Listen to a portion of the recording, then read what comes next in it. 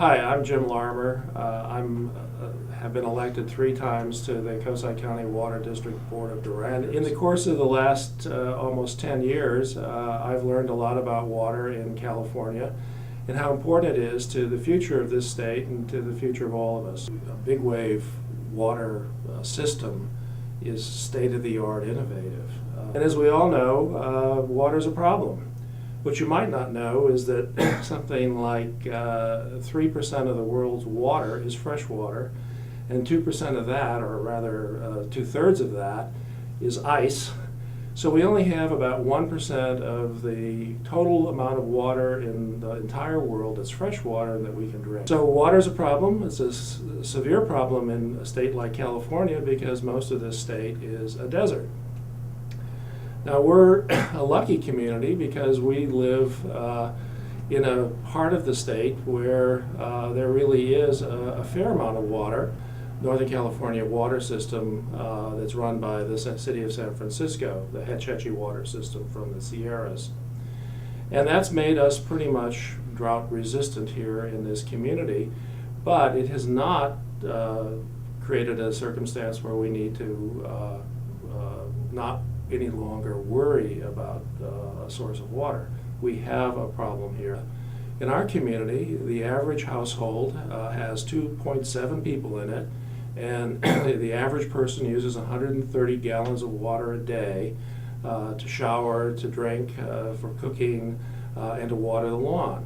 And what's kind of interesting is that of that 130 gallons per day on average, somewhere around half, maybe more, of that water total is used to water the garden. So one of the opportunities we have is to separate the potable water supply from the reusable freshwater supply and separate these two supplies and just use the potable water for drinking and for food and use this other type of water for watering our lawn. The cost of the infrastructure to put the plumbing in is called purple plumbing that would allow us to redistribute recycled water, recovered water from the sewer plant, would be enormously expensive.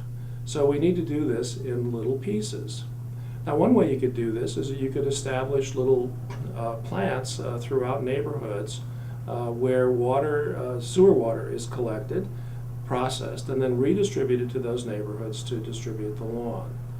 Now that's a radical idea today, but it happens to be an idea that's really part and parcel to the Big Wave Project.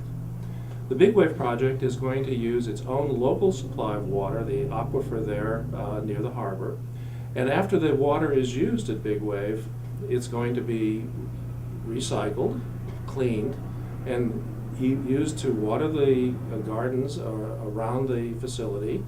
It's also going to be used for farming, but it's basically going to be returned to the aquifer, so it's going to be recycled. It's going to be recycled right on site. And as the technology to do it improves and becomes more efficient in the future, it's an idea that we're going to see more of, not just here on the coast side, but indeed all over California. So the Big Wave Project actually helps this community in a lot of ways, and one of the ways is to reduce the impact it will have on our water infrastructure and our local requirement to use water. It's an amazing effort to be very friendly with the environment and in fact to improve it. The wetlands in that area have not been well maintained. They've been challenged. This project will actually help restore them. It's a very sensible project. It's very leading edge technology.